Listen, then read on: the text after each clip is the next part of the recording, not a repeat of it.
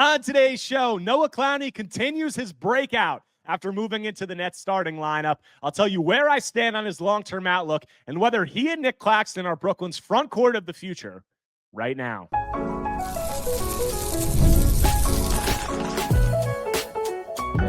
You are Locked On Nets, your daily Brooklyn Nets podcast. Part of the Locked On Podcast Network, your team every day.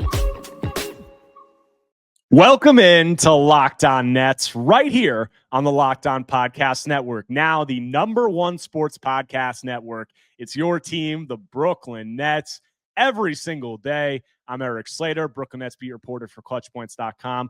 Thank you for making me your first listen of the day. The show is 100% free on all those great platforms. Today's episode is brought to you by Game Time. Download the Game Time app, create an account, and use code LOCKEDONNBA for $20 off your first purchase. And on today's episode, I'm going to be talking about Noah Clowney and his continued breakout for this rebuilding Nets squad. I'll talk about whether I feel that this has cemented his place as a future building block for this Nets team and how Nic Claxton's future fits into that equation.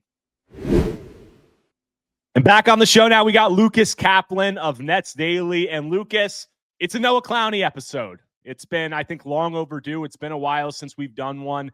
And Noah is playing the best basketball of his career. And he's coming off a performance last night that I think really you could say was a breakout showing for him. He had 31 points, career high in the loss to the Knicks, 9 of 17 from the field, 7 of 13 from three, 6 of 16 from the free throw line in a game where the Nets were dominated. He finished a +1 in 39 minutes. So where I'm at with Noah right now, I want to focus on the offense in the first segment. We'll talk about some of the defensive concerns that we might have, rebounding stuff, and then we'll close it out talking about him and Nic Claxton. Do we see that as a viable pairing for the front court of the future in Brooklyn? But where I stand offensively on Noah is I've been kind of blown away by this turnaround that we've seen from him, because we know last year, and his first 2 years, he was a promising three-point shooter. There were obviously huge concerns about what he can do outside of that, because he virtually did nothing outside of that. I mean, he shot 40% on twos as a 6'9" big man last season. And then the first few games of this season, he was shooting poor from three. He was struggling on drives. We were in the Nets media workroom, voicing our concerns about him. And then he's kind of just done a complete 180. And over these last 10 games, since he's entered the Nets starting lineup, he's averaging 17 points per game on 45, 37, 79 shooting splits. He has a 63.3 true shooting percentage during that span. That ranks 22nd among 108 players attempting over 10 shots per game. So it's just been a wholesale, improvement across the board. Like, the driving ability was something I didn't see coming along the way that it has. And he's looked legitimately comfortable and sometimes bordering on dominant on these takes to the rims. And then he has the three-point shooting performance last night, 7 of 13. That's quelled some concerns that we had about him as a three-point shooter, because he was struggling earlier this year. But when you put the driving ability, the floor spacing potential, all of that together, this is pretty encouraging stuff from Noah Clowney. And it's stuff that I am going to be frank, I just didn't see it coming. So where are you on what he's been able to do? Yeah, I did not see it coming either. I mean, he showed signs. Before the season, I was very much of the opinion, hey, I know he maybe had a disappointing sophomore season, but he got injured 4 times. He added weight that, should shore up some of his physical concerns, some of his deficiencies. I was that really is tough to navigate as a 20-year-old when you're just getting hurt all the time and the stop and start rhythm. But after a week or two, I was a little bit down on he wasn't really popping. He was also the 8th man in the rotation. I believe before Cam Thomas got hurt, he was only at 20 minutes a game, maybe, I think less. But yeah, I wouldn't it is a 180 in terms of how I'm feeling about him after a month versus after a week. But it's not a 180 in terms of he's not doing a lot that feels unsustainable or I couldn't have projected it in a best case scenario, if that makes sense. Yeah, and I think that, some of the concerns that we had about him, there were just questions about him as a driver, some of those things, he's obviously a limited ball handler, and his feel, the lack of moves that he had going to the rim, also just the slight frame. There were legitimate questions about is he going to be able to do this stuff at any point? Because he's just not natural, going to the basket, taking guys off the dribble. He didn't seem to have a real feel for the game in that regard. And then he comes into training camp, a noticeable body transformation, like not one of those fluff ones that get written about at every training camp. Like he legitimately looked bigger. And we've seen him put that weight to use going to the rim. I mean, the drives to the rim, it's kind of like, it's really taken me back. Like it's blown me away, the improvement that he's been able to make. Because like I said, last year he was at 41% on twos, and this season he's around 57%. So we've seen a massive jump in what he's been able to do there. And also the foul drawing. I mean, the foul drawing. You can't even like say the 2-point percentage. It's almost like you have to attach those stats together, right? Like if you look at the rim stuff, he's barely above 50%. It's like not a ton of attempts. Same thing with like the floater range. And I know like, tracking websites, what's a rim attempt, what's a floater. But when you watch all of the drives and you see how often he's getting fouled, it makes those numbers those numbers are way better than they might just look if you're doing a quick skim. Yeah, he's drawing last season, he was at 3.8 free throws per 100 possessions. This year, he's at 6.7 free throws per 100 possessions. So he's nearly doubled that volume. And pretty much all of that to me is just his physicality going to the rim. Like also, defenders obviously respect him when they're closing out to him, and he's able to get downhill that way. But there's a lot of drives where he's getting downhill and he's kind of bullying guys and creating space, whether he's just going all the way down or playing off two. And a lot of guys have not been able to hang with him physically on these drives to the rim. And that's not something that we saw last year. Just when he was going to the basket last year, it was extremely passive. It was extremely, there was a clear lack of confidence there, very like tentative. And this year, it's just been different. Like, does it look clunky and awkward sometimes still? Like, yeah, sometimes. But on the takes, he's been decisive. He's been forceful downhill. And he's been able to, create advantages and then take advantage of those advantages by creating more space on bumps when he plays off two and things along those lines. And that's something that was the main focus this offseason. All the work that he's put in, it's clearly showing up in his offensive approach. It feels like he has the exact right body type and driving style right now to get a lot of foul calls, because sometimes, and we've heard it for years, guys that are too strong get penalized. You slap LeBron and it barely moves him. Well, it should be a foul, but he's LeBron, so it's not. Noah is creating contact and getting guys out of his way with that shoulder or whatever. But then, like, he has these long arms, and he's gotten good at pulling them through the lane, like through other people's hands. Yeah, and like the pick up on the drives down where he draw. Like that's such a common move now, where the guys kind of get into their 1-2 and they pull the ball through and they get like clipped on the arms. Like I've seen some people talking about it on Twitter. Like he's showing some like legit like foul. I don't want to call it foul baiting. Yeah. He's good at this. He's like showing some legit chops in that stuff. I said that. I was like, listen, I don't know about the 3-point shot, but he's growing into a damn fine foul baiter. I think I used grifter actually. Sorry, Noah. But like the crazy thing is like if you think about him 3 years ago at Alabama, he was truly like a big in a double big lineup. This offensive usage was not what it looked like. Like he's taking 60% of his shots from three right now. And we'll talk about like what that really means. But he's essentially taking like a Gary Trent Jr. shot diet right now in terms of like areas of the court. And yet he's getting fouled, 7 times per 100 possessions, something like that. So the growth of like developing these skills, developing his body, and then using the physicality.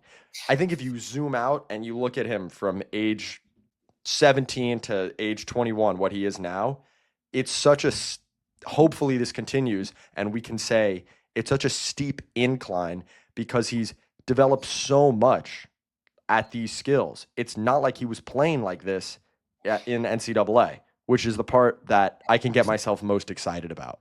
Yeah, and that was the next thing actually that I was going to add is the room for improvement, because we've seen improvement in terms of, I think the physicality and the body development is unlocking a lot of this stuff. And with that, you're seeing game by game, just him gain an understanding of like, okay, these things that I can do now physically, that I wasn't able to before? And how do I kind of take advantage of that and leverage that to put myself in advantageous situations? And it's got to be said, like, Noah's still only 21 years old. Like, he was the second youngest draft pick in Nets franchise history when they took him, and he's 21.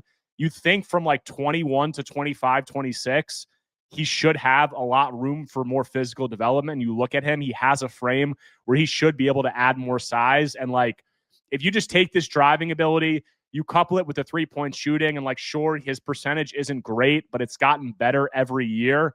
And I think we've seen extended stretches where, like last season, his first 25 games, he was near 40% from three on high volume. He has games like a 7 for 13 game like he did last night. You pair those two things together, very encouraging. I think the next step now is, having some playmaking ability, not turning the ball over, some of the decision-making stuff. But overall, before we get into his defense, just where are you at with him as an offensive prospect? What do you see as like the upside, and how do you think this trend line could play out?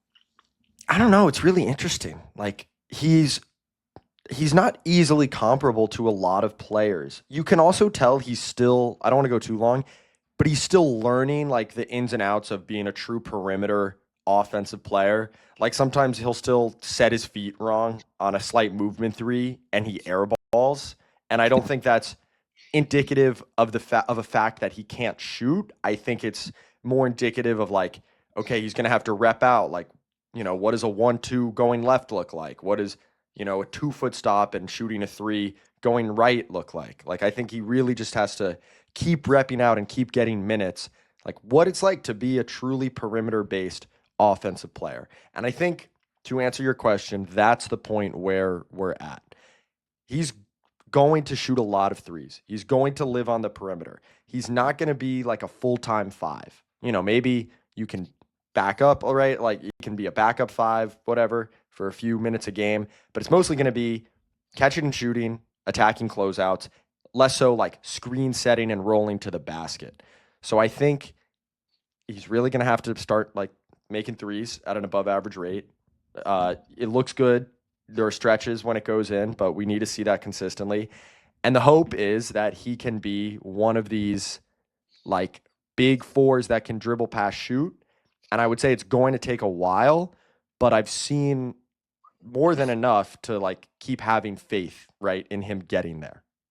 Yeah, and the offense has been the biggest positive by far. And the defense, which was, I would say, probably the main selling point during his rookie season, there have been encouraging moments, but in my opinion, it's left something to be desired. So we'll get into Noah's defense, how we think that impacts his overall ceiling as a prospect when we continue Locked on Nets after a quick break. Basketball season is officially here, and nothing beats being in the arena for those opening games. But let's be real, getting tickets can be a total headache. Between waiting in queues, surprise fees, and prices that jump right before checkout, it's easy to get frustrated when all you want to do is cheer on your team. That's where Game Time comes in, the app that gives fans the advantage. It's your ultimate life hack for scoring amazing NBA tickets, fast, easy, and stress-free. Guys, you can use Game Time to grab seats for any NBA game, and it couldn't be simpler. You'll have great seats in minutes. You can see exactly what your seat view looks like before you buy the tickets with their in-app seat view feature, and what you see is what you pay. No hidden fees at checkout. So take the guesswork out of buying NBA tickets with Game Time. Download the Game Time app, create an account, and use code LOCKDOWNNBA for $20 off your first purchase. Terms apply. That's code LOCKEDONNBA for $20 off. Swipe, tap, ticket, go. Coming back from the break, continuing today's Locked On Nets episode, got Lucas Kaplan of Nets Daily here. A whole episode focused on Noah Clowney. In the first segment, we hit on his dramatic offensive improvement. Want to get into the defense now because that is, or that had been, a major selling point of Noah as a prospect. And in my opinion, I think that the defense has left something to be desired this year. The Nets have had clear struggles defending the paint, which I'll get into specific numbers about that. But Noah, plays a role there, obviously a big role. The defensive rebounding has left something to be desired. So, where are you at with the defense? Because I say, the most glaring thing, as I said, like points in the paint, the Nets were dead last by a wide margin in points in the paint over their first 11 games. Like they had that 3-game stretch where they were outscored 206 to 104 in points in the paint, which is unbelievable. And that was after, the Nets had this new look front court of Noah Clowney and Nic Claxton. And over these last 6 games, they're actually third in opponents' points in the paint. It's gone from 59 the first 11 games to just under 43 over the last 6 games. So that's a nice improvement. I think we've seen Noah get better. But you look at the teams that they've played in this recent stretch. You've got the Wizards when Alex Sarr was in foul trouble that whole game. You got the Celtics twice, who don't really have a high-level center. You got the Raptors, who were without Jakob Poeltl, and then they get dominated by Karl Anthony Towns and the Knicks last night. So it's nice improvement, but I'm not too bullish on like what they've looked like defensively in terms of defending the interior. And Nic Claxton and Noah Clowney are, their struggles or lack of impact there, I think, is playing a big role in that. Yeah, it's tough to make. My main question with Noah is like, what does he do well in terms of this is the defensive skill that we're really excited about, or this is the type of coverage or scheme where you feel like he can really excel? I think that rookie season, that stretch in April, he was just constantly coming over from the weak side and like pinning shots on the glass, or he would get switched onto a guard.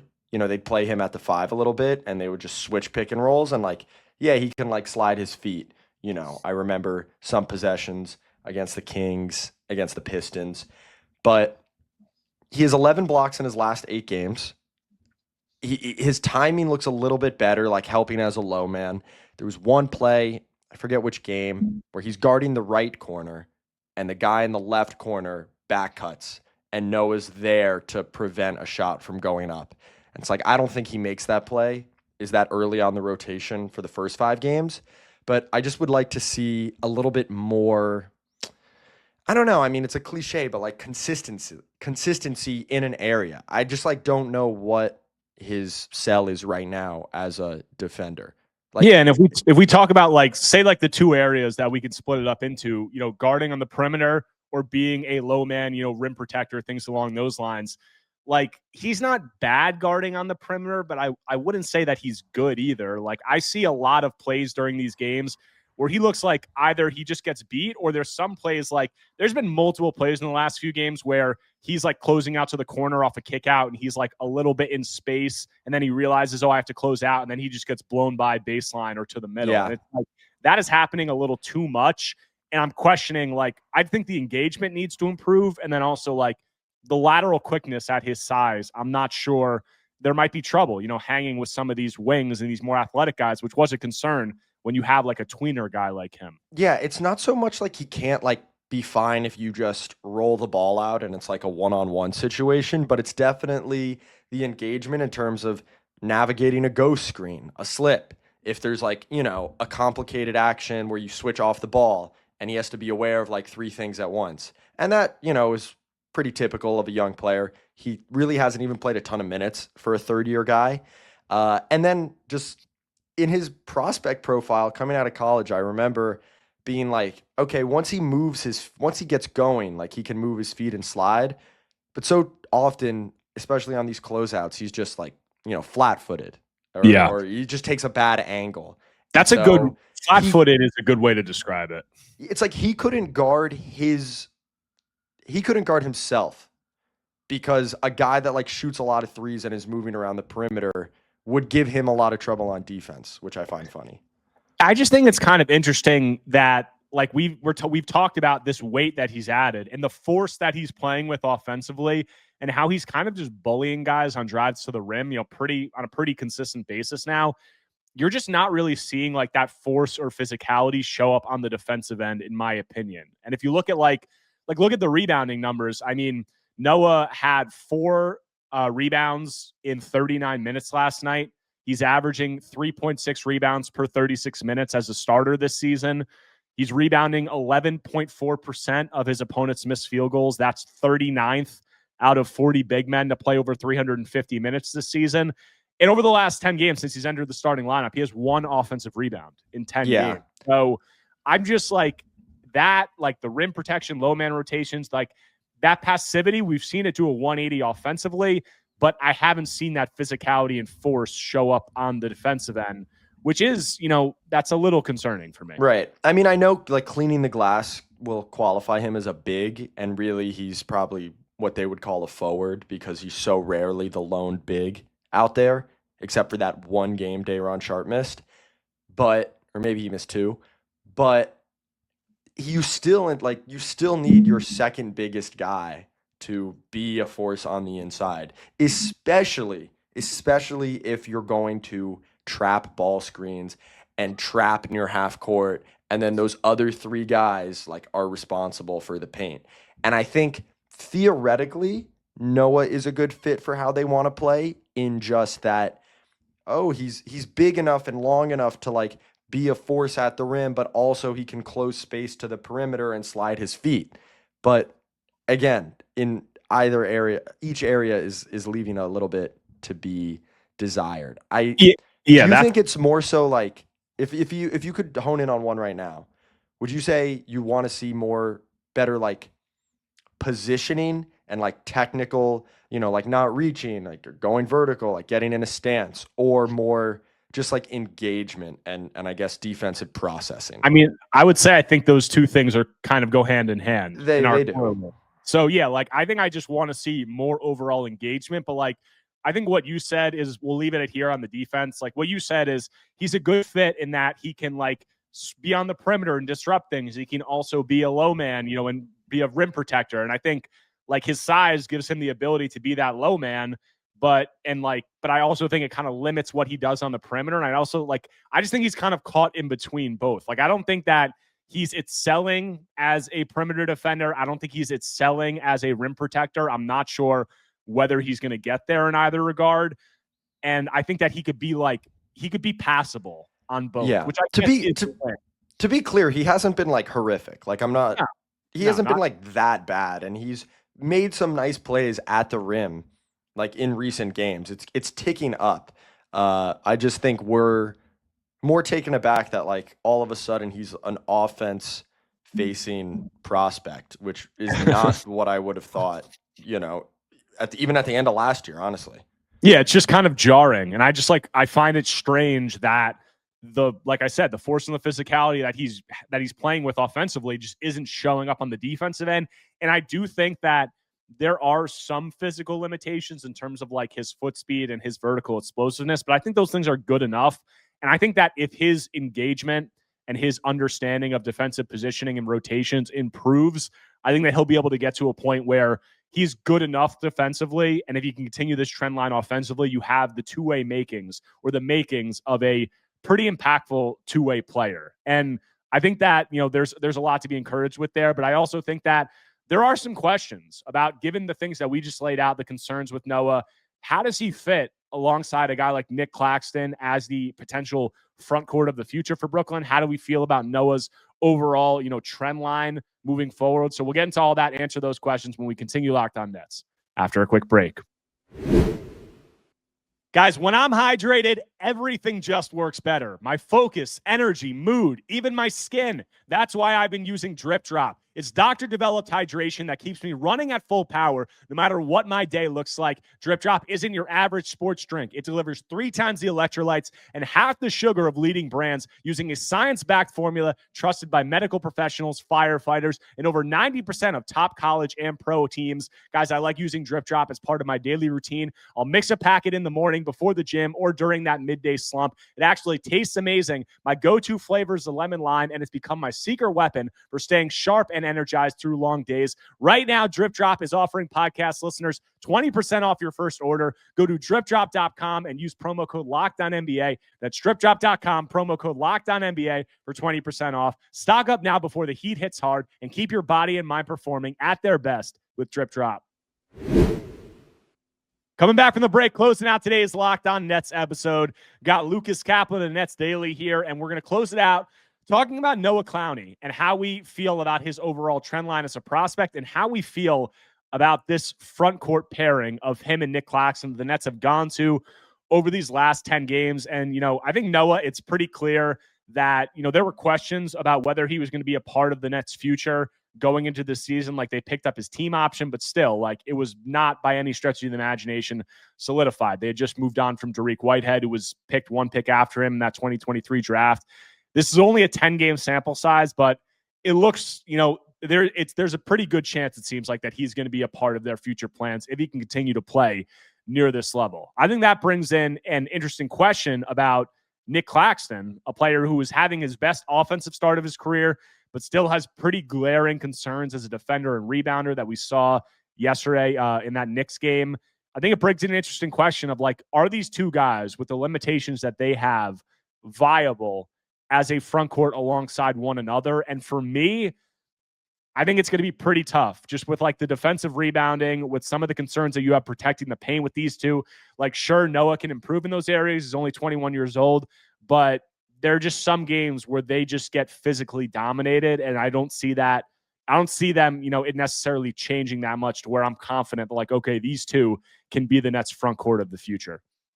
Yeah, I don't think you can, like, lock it in. I think the standard for, like, a championship level, front court is just so high, and obviously it depends on who your other players are and how you want to play.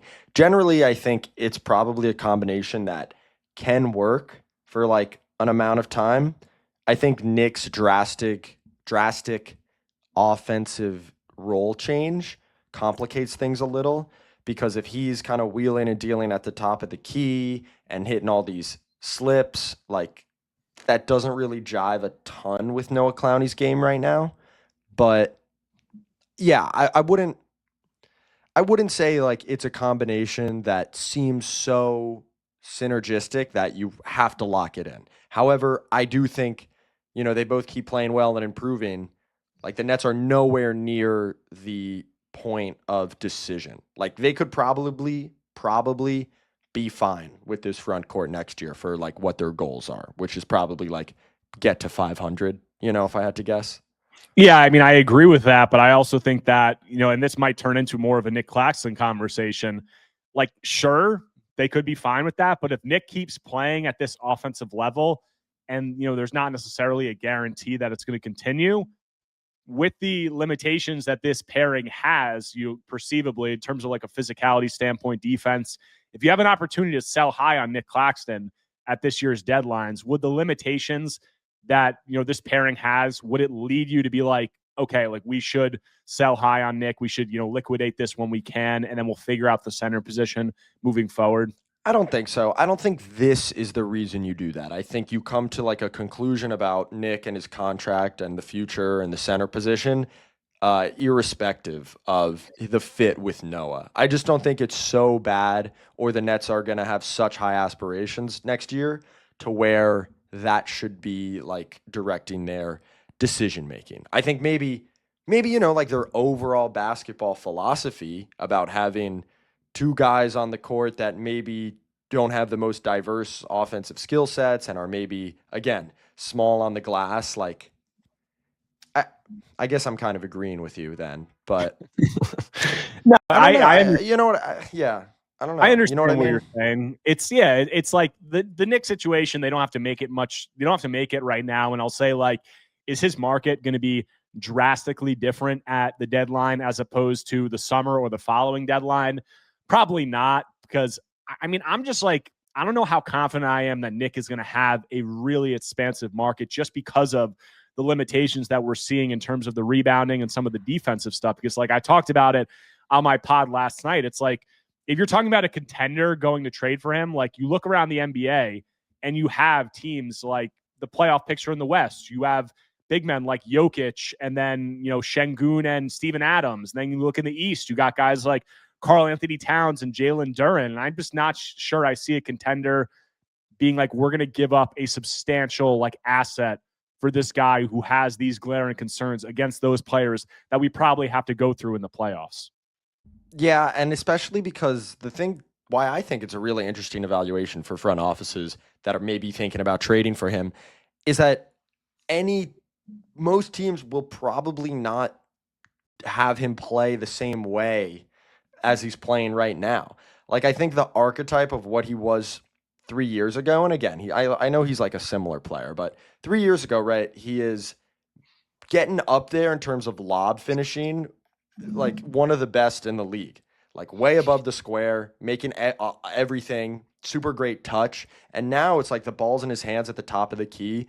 And I don't know if teams will be like, yeah, like, mid-season, or like if we have a bunch of other really good creators on our team, like we're adding him to the roster and like we're giving him the ball at the top of the key. I think they would probably more so enjoy just the good screen setting version of him, and he has to improve on that.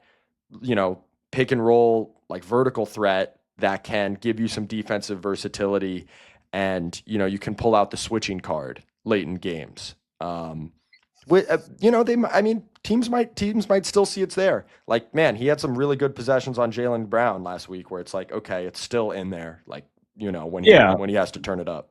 Yeah, no, I mean, he definitely has upside, and I agree with that, especially if the offense stays at this level. But like you just said, or like I think you were kind of trying to say, is like, if the main selling point this season is the improvement and the stuff that he's doing with the ball in his hands, and there are these defensive concerns, those things might not play as much. Like, if that strength might not play as much on a team that has like legit on-ball creators, it's not as much of a strength as it is on this Nets team, which, can leave someone to be desired. But this is a conversation, like, I want to bring it back to the Clowney-Claxton pairing, and we'll close it out on this. I think a big criticism of fans during the Sean Marks era would be like, Sean likes these beanpole guys. He likes these like fluid, versatile guys. He doesn't go for like the big bruising dudes. And I mean, in terms of like just the viability of a Nic Claxton, like if we're trying to build a championship roster, if you're Sean Marks, the Nic Claxton, Noah Clowney frontcourt, like those guys with those like limitations in terms of physicality, rebounding, rim protection, or at least like interior defense, I'm pretty skeptical about, whether that is viable moving forward. In the long run, where do you stand on that? And then we'll leave it at that. Yeah, I'm with you. Barring, again, Noah's very young, but in the long run, I think things are going to have to, really change for him in order for most roster constructions, right, for like him and Clax or a guy like that to work. Barring like, some all-time great guard and wing defensive rebounders and a specific defensive scheme, like, yeah, I share your concerns. And I think maybe like Sean Marks and Nets front office might be, I would assume they are seeing the trends and probably adjusting a little bit, although their most recent draft class isn't the thickest, I guess. and that's the last sentence I want to say on this podcast. Yeah, and I would say that I agree with you. And like you said, I think that the Clowney-Claxton decisions, like the decision on Claxton doesn't necessarily have to be paired with what they're doing with Clowney in the short term, but in the long run, I think it could impact it. And I think that, maybe they make a decision between those two players, but I'm not sure I see it as entirely viable. Just, if you're trying to build out this team where it gets to a contending championship level. But Lucas, appreciate you coming on as always. The Nets got a few days off. They're coming back on Friday. And then, yeah, we got an exciting slate of games coming up after that. So I'm sure you'll be back on, but appreciate you taking the time, man. That does it for today's episode of Locked On Nets. Hope you guys enjoyed the talk with Lucas. If you do not already, make sure to subscribe to the show on YouTube and wherever you get your podcasts, whether Apple Podcasts or Spotify. If you enjoy the content, take 1 second right now. Smash that like button, leave a comment, leave a 5-star review. Anything you can do to engage is much appreciated. But the Nets got a few days off, and they're coming back to Barclays Center on Friday. So I'll have coverage of all that and more when I'm back tomorrow talking more Brooklyn Nets basketball.